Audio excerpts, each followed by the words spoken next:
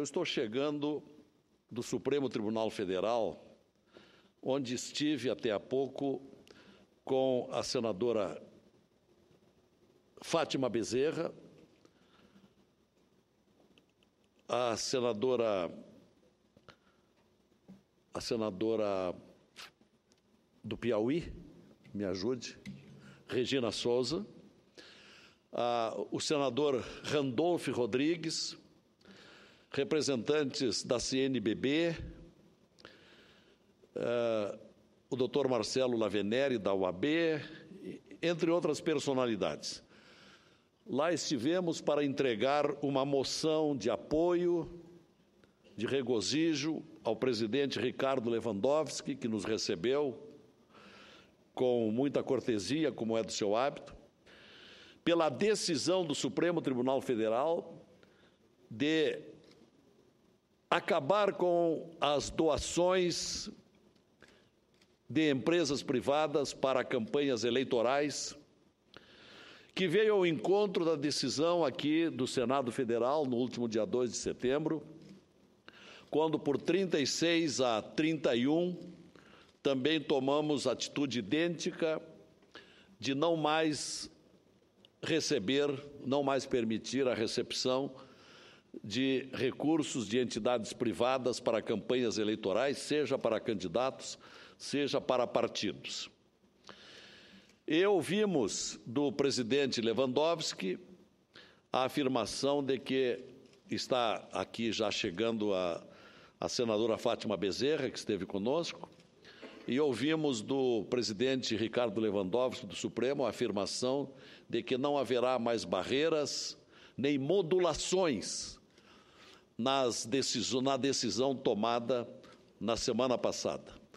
Isto foi um motivo de satisfação, porque, assim como o senador Jorge Viana, que há pouco estava aqui na tribuna, e que foi o presidente da nossa comissão de reforma política, e que prosseguirá nos próximos dias, foi ao nosso lado da senadora Fátima, senadora Lídice, senador Regufe e tantos outros.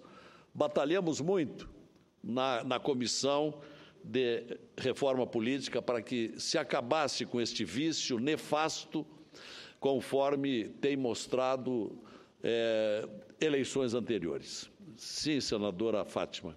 Senador Lazier, apenas para aqui compartilhar, né, com o pronunciamento de Vossa Excelência, com o sentimento, né, que Vossa Excelência expressa nessa tribuna, né, da importante vitória que a democracia brasileira acaba exatamente de obter. Realmente, senador Lazier, do ponto de vista do Supremo Tribunal Federal, conforme o senhor aqui já mencionou, esse assunto está decidido, né? Esse assunto está, portanto, decidido, ou seja, o Supremo, a nosso ver, né, interpretou o sentimento majoritário da população brasileira, que deseja, sim, avançar na perspectiva de uma reforma política com mais ética, com mais democracia, com mais participação da sociedade. E a população brasileira tem muita sabedoria, senador Lazier, quando ela identifica exatamente no modelo de financiamento as campanhas e partidos hoje, um modelo que só tem causado deformações no processo político eleitoral em curso no nosso país, por isso que a população foi contra.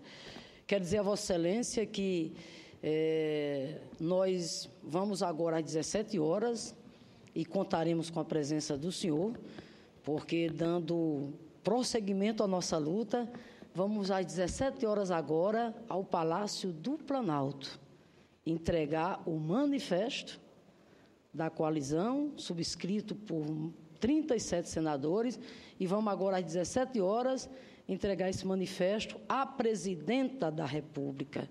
Portanto, renovar o nosso apelo à presidenta da República para que ela, em sintonia com a decisão histórica que o Supremo Tribunal tomou, e em sintonia com o sentimento popular, a presidenta vete o dispositivo da Lei 5735, que, infelizmente, a Câmara restabeleceu no que diz respeito à questão das doações empresariais. Então, me congratulo aqui com o seu pronunciamento e dizendo o quanto a gente fica contente com a participação que Vossa Excelência teve nessa luta toda.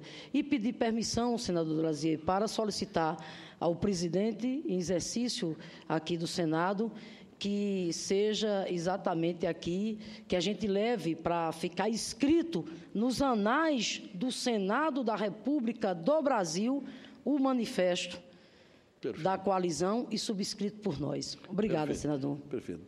Muito obrigado por sua participação e também devo referir que esta moção que levamos ao presidente do Supremo tinha as 37 assinaturas dos senadores. Poderia até ter sido mais, mas foram colhidas ontem à tarde numa leva muito rápida, porque poderia ter havido mais assinantes. Bom, dito isto, presidente Eduardo Amorim, eu queria lembrar que nós estamos em plena Semana Nacional do Trânsito e Dia do Agente de Trânsito. E falo sobre esse assunto por sua importância. O trânsito brasileiro, senador Regufe, se tornou a causa de morte de milhares de brasileiros, todos os anos. As nossas ruas e estradas se tornaram fonte de autêntico holocausto de pedestres, ciclistas, motociclistas e motoristas de automóveis, caminhões e ônibus. Não se trata de exagero retórico, é a mais pura e genuína verdade e deve trazer o tema à baila quando se comemora, então, esta Semana Nacional do Trânsito, que está nos correntes dias de 18 a 25 de setembro. E o Dia Nacional do Trânsito, que ocorrerá depois de amanhã, dia 25. Levando-se em conta 181 países, à guisa de esclarecimento, 181 países, o Brasil era, em 2010, o 33º com a maior faixa de mortalidade no trânsito, só considerados apenas os veículos motorizados com 2 ou 3 rodas. Já entre países, 122 países, o Brasil tinha a 13ª maior taxa de mortalidade no trânsito. Então, o Mapa da Violência, 2013, de autoria do sociólogo Júlio Jacob Weissefries, trouxe informações assustadoras. Em 1980, por exemplo, comparação, em 1980, houve 20.203 vítimas fatais em acidentes de trânsito. Já em 2011, mais recentemente, 31 anos depois, esse número mais do que dobrou, passando a 43.256 vítimas fatais. É uma multidão. Em 31 anos... Isto é, nesse decurso de 31 anos que estou me referindo, de 1980 a 2011, vejam quanta gente morreu em acidente de trânsito. É um número estarrecedor.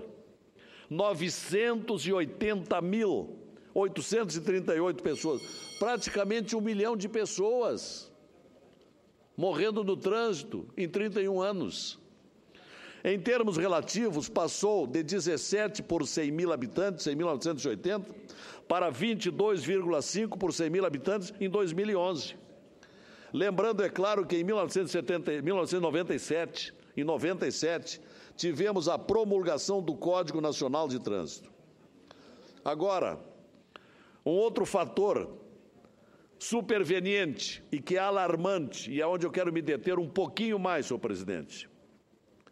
O número de vítimas fatais com motociclistas, que aumentou, vejam que cifra devastadora, 932%. Passaram a representar os acidentes com motociclistas a 1/3 das mortes no trânsito. Segundo o próprio Mapa da Violência, se excluíssemos os motociclistas dos cálculos, veríamos que entre 1996 e 2010, o número de mortes no trânsito cairia de 33,9 mil para 27,5 mil, uma diminuição que seria de 18,7%. Então, os acidentes com motocicletas se tornaram de tal forma mais do que um trágico problema de trânsito, passou a ser um grave problema de saúde pública, com muitos gastos na Previdência Social, à nossa custa do contribuinte. Em 1998, para exemplificar, as internações no SUS causadas por acidentes de trânsito em que os motociclistas estavam envolvidos era 17,41 do total. Já em 2012, esse percentual passou para 55,56% do total, ou seja, um crescimento de 366%. Esse é o problema da moto. É um flagelo no Brasil, senhores senadores.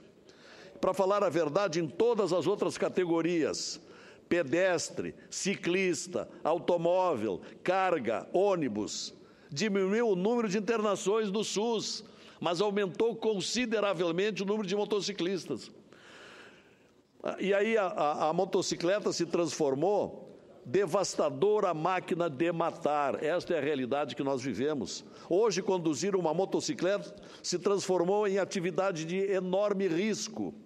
Pensando nisso, nessa quantidade de acidentes, apresentei um projeto de lei aqui no Senado, número 498, que atualiza os valores pagos pelo DPVAT em caso de acidentes de trânsito. Parece-me mais do que evidente que o Código Nacional de Trânsito foi positivo para todas as categorias, exceto, é claro, para os motociclistas. Para os motociclistas, repito, vive-se um holocausto. Assim, existem elementos claros que é preciso agir em ações tópicas que envolvam o uso de motocicletas. Na última segunda-feira desta semana, anteontem, eu recebi representantes da União Geral dos Trabalhadores, a UGT do Rio Grande do Sul, por seu presidente da entidade, Paulo Roberto Barque, e o presidente da ONG Viva a Vida, uma organização de solidariedade, Marcelino Pogogelski, que trouxeram propostas para incluir na NR6 do Ministério do Trabalho, que trata da regulamentação de equipamentos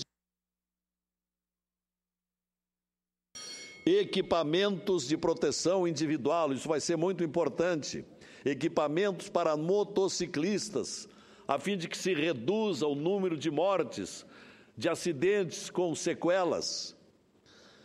Equipamentos para motociclistas como luvas, calçados fechados, cotoveleiras, ombreiras, jaquetas e caneleiras. Assim, a proposta da UGT, que já vê o exemplo em programas dos motociclistas da Polícia Rodoviária Federal, por exemplo, e essa mesma UGT, que agora está programando um grande seminário sobre trânsito para novembro, esta proposta da UGT tem o propósito de fazer com que profissionais e trabalhadores que utilizam as motocicletas para uso contínuo ao seu trabalho recebam equipamentos de proteção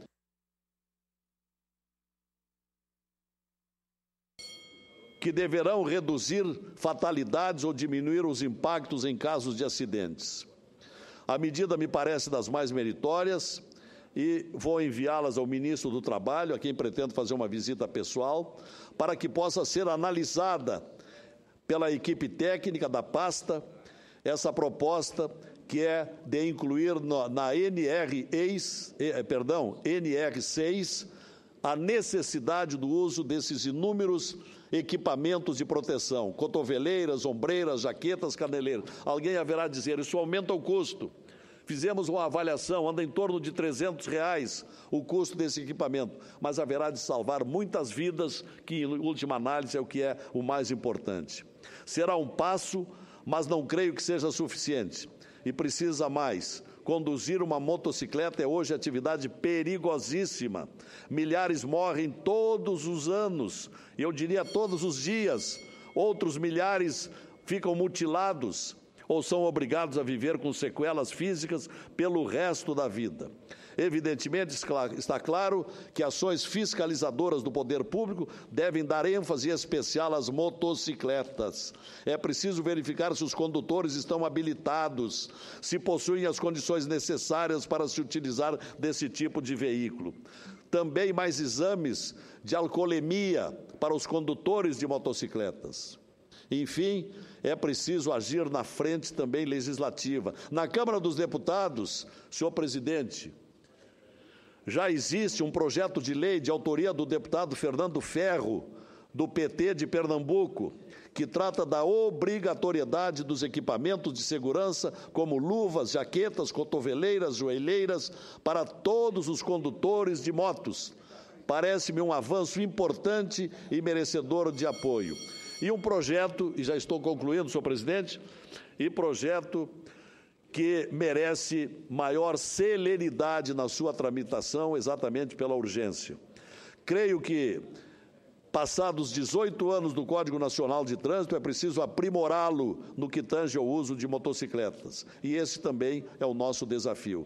E, para isso, pretendemos continuar trabalhando e esperamos, nesta Semana Nacional do Trânsito, que está em andamento, receber da sociedade civil, das universidades e dos especialistas no tema contribuições para que possamos evitar que milhares de brasileiros continuem morrendo no trânsito todas as semanas, meses e anos.